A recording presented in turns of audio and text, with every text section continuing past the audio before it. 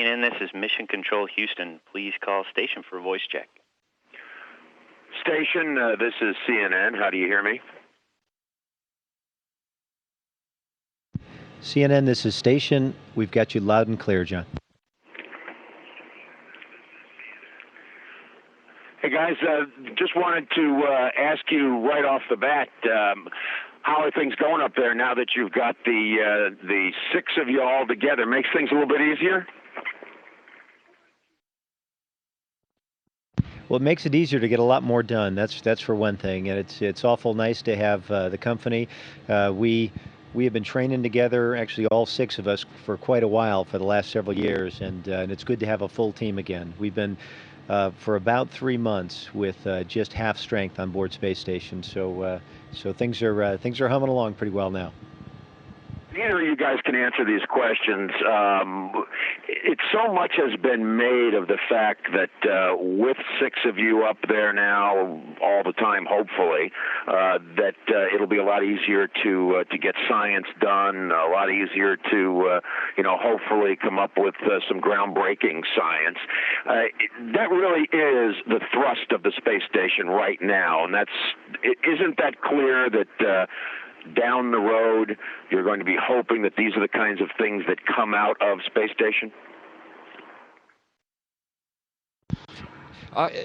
The purposes of space station are many, and what you're talking about is the utilization of space station, and I like to break it down into two categories. One is scientific research, which you are well aware of, and most people are.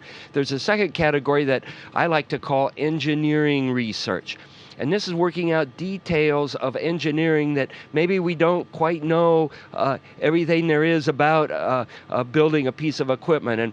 And one example of that is our regenerative life support system, which I fondly call the coffee machine, where we take our urine that comes in from our toilet and run it through a machine that goes makes grinding noises, and then out comes a bag of coffee on the other side. And so it turns yesterday's coffee into today's coffee. And this is an amazing piece of equipment. And we're in the process of figuring out how to make this robust and function in a way that when we go to Mars or when we go elsewhere beyond low Earth orbit, we can count on having a regenerative life support system that works. And that's an example of engineering research. And we spend a lot of our time doing engineering research on the systems and the details of space station, as well as the scientific research.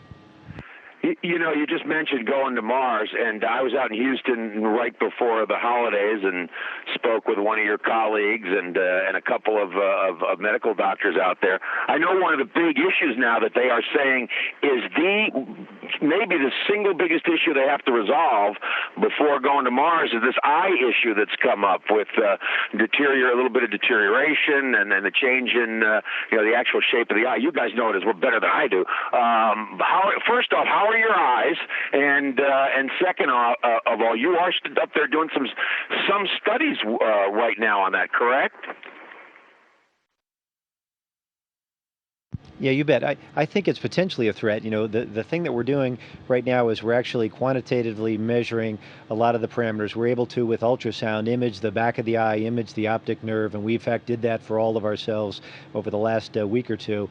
We can also, through tonometry, measure the actual pressure in the eye, and that's a key thing. And then we can also, with a panoptic sensor, get very, very detailed, high-resolution imagery of the retina of the eye. And the kinds of problems that have happened in a fairly small subsection of the people that have flown here before seem to be isolated. Some people have it, many people don't have any at all. I think we came through and our eyes look very good. But I think the data that we get right now will be really important to help the scientists on the ground try to figure out exactly what's going on and how to mitigate it. I have to ask you, but one of the primary reasons we were doing this was in advance of the launch of SpaceX, which is going to be an incredible feat for a commercial company. Now, of course, it's delayed, and my understanding is it could be a lengthy delay. That's still got to be a bit disappointing to you guys. I know you did a lot of practicing on grappling SpaceX, the Dragon, and when it gets there. It has to be a bit disappointing, though, but obviously you want to make sure they get it right. Now, I suppose on a personal level, it's maybe just a little bit disappointing. We've got a great consolation prize in the fact that we get to live and work here on board Space Station. So there's an awful lot of good, and if there's a little disappointment like that, it's pretty small.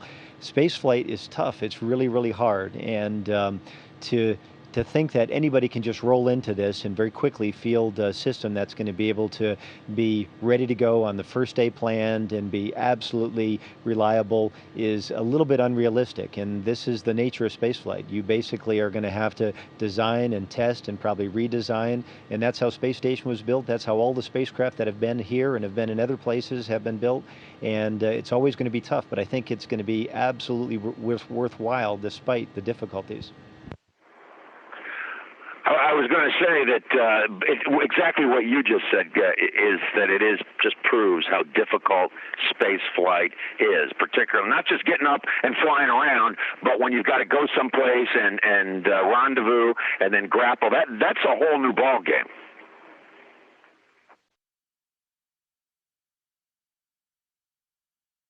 Yeah. Well, one of the unique things about SpaceX is it flies up like HTV and just gets close to Space Station, and then we kind of lasso it with the robotic arm and bring it in the last 10 meters and berth it to one of our docking ports. And this is a pretty sporting thing, particularly from space station operations from our viewpoint, and it's something that we spend a lot of time training for.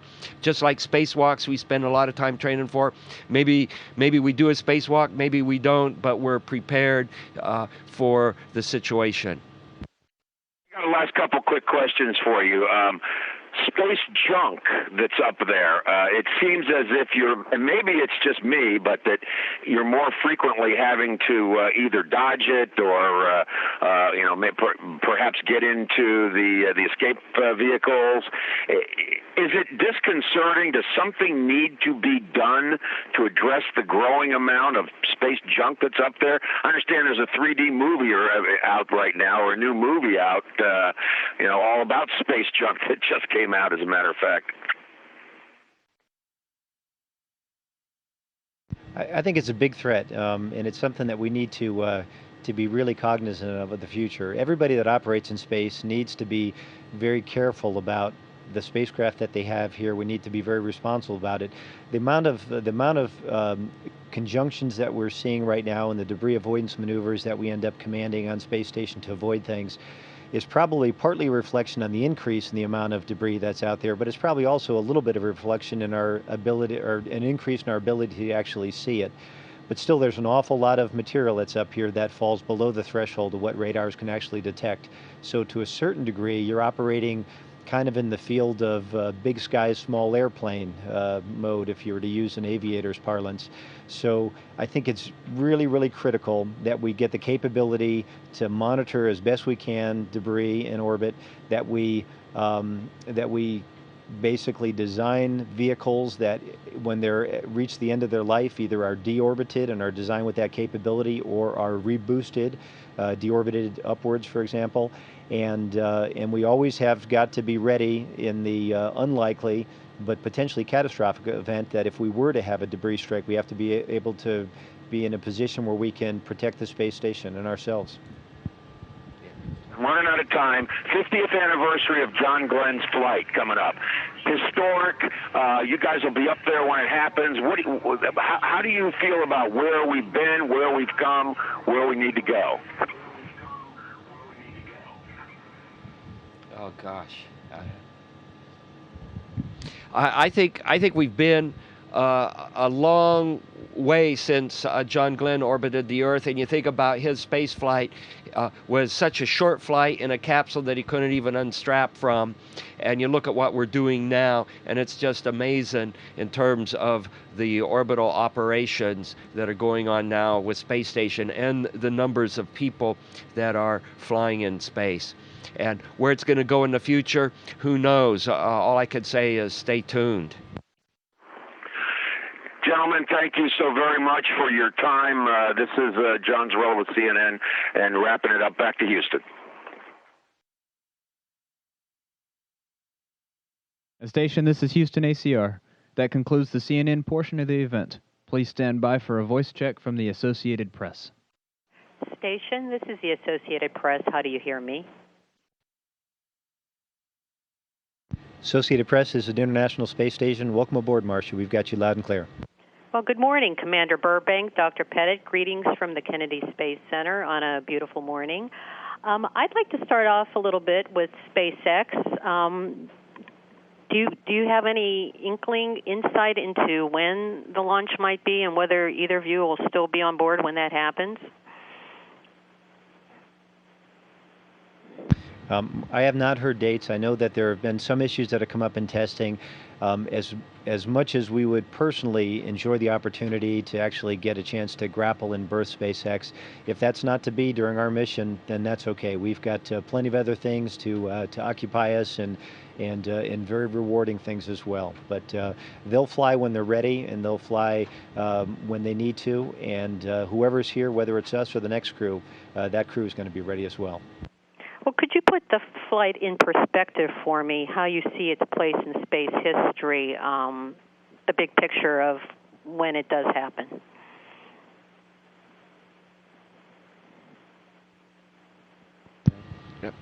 It's always been governments, it's always been nations that have launched payloads into space. And so this will be one step in the long road to human expansion off of the planet, into low Earth orbit, and beyond. And how tricky will it be to snare the capsule? Is that something that's complicated or rather straightforward, just as if you were going to grab any satellite?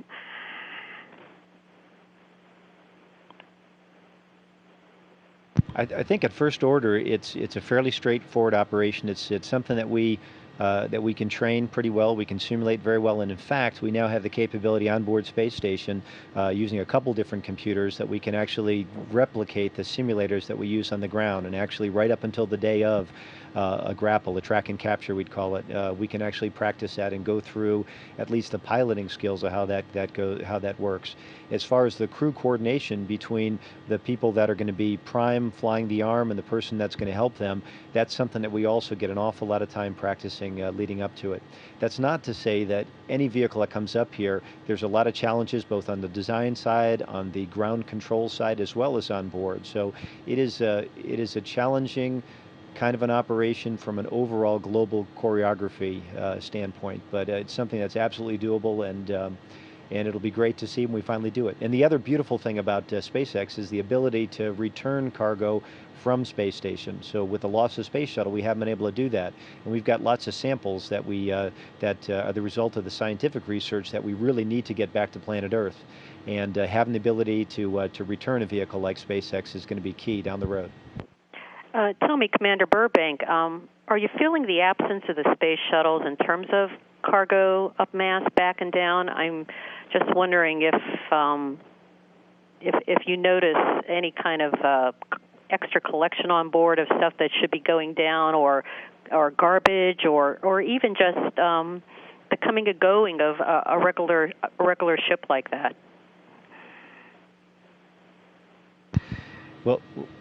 Well, there's been some impact, certainly, and it would be disingenuous to say otherwise. The shuttle did all the heavy lifting, both literally and figuratively, for Space Station, and it was the unique capability we needed to bring up big, heavy modules, to assemble them using the shuttle's robotic arm in conjunction with the station robotic arm, to support EVAs that are based off the shuttle and even off the station. It's not just the up mass, down mass that we lost with the shuttle. But speaking to that specific question, it has been a little bit more challenging, and it's been made more so by the loss of Progress 44P this past summer. But with that said, we're just now ready to undock Progress 45P here in a couple of days, and we managed to, amazingly, I don't know how we did it, but with the help of the Russian specialists and our Russian crews and all of us hunting down every little bit of trash that we could find on station, stow away almost everything that we had that needed to go back, that we needed to at least get rid of to make room for the operations you do on board. So I think we're getting by okay, but we need to have as much up mass and down mass capability as we can to support space station operations at the level we need it. Thank you. I'd like to ask you both about the golden anniversary next month of John Glenn's first flight. I heard you discussing the other day, Dr. Pettit, how Mr. Glenn inspired you to become an astronaut, and I'd like you to elaborate on that a little more, please, and you too, Commander Burbank. How has John Glenn's first flight shaped both of your lives? I know you were just a babe there, Commander Burbank, when that flight happened, but still, it must have shaped you in some way as a professional astronaut. Well, one thing that John Glenn's flight did was just show that this was reality, that space flight moved from science fiction to science fact. And there's one thing to dream as a little kid and as an adult. It's another thing to have real possibilities that you can actually plan and achieve. And one of the seminal things that John Glenn's flight did was show that space flight with humans is possible, and that we have a program that is ongoing, so that a kid growing up and being in school could say, I want to study hard and do math and science and take all the hard courses, so that when I pop out of school on the other end, I can become an astronaut.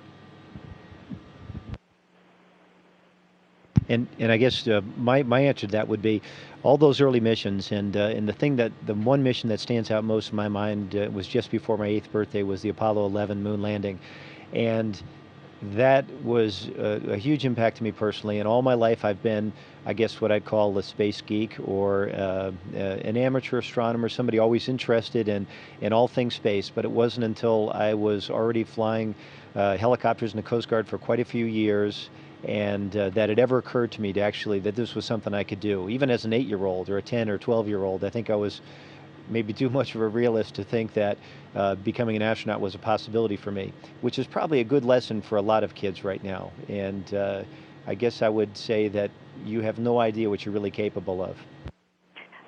Dr. Pettit, I was hoping you could also talk a little bit more about those red ball jet shoes of yours and that little recording of John Glenn describing his flight. How old were you then? And do you remember, do you have any recollection of the day that John Glenn became the first American in orbit? I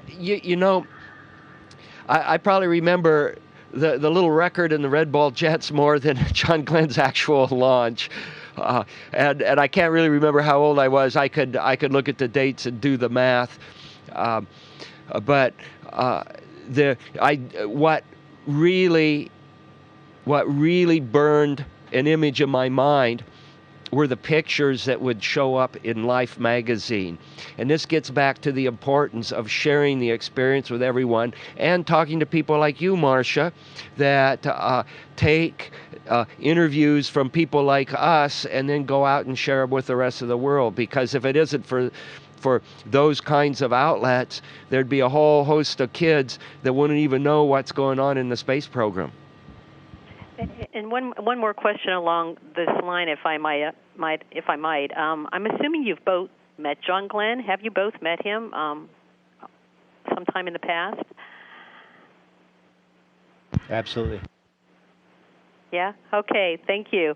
Dr. Pettit, you had another interesting comment the other day when you said that you would be willing to immigrate to space, and I've been covering this for a long time and never heard anyone go so far off that limb before. And what is it about space that would prompt you to want to stay there forever, assuming you had your family with you, and to never come back to Earth? Well, I came to this conclusion during Expedition 6 back in 2002, 2003, and I talked about it then. I think I even wrote an essay about it, which then were called journals, but now we call them blogs.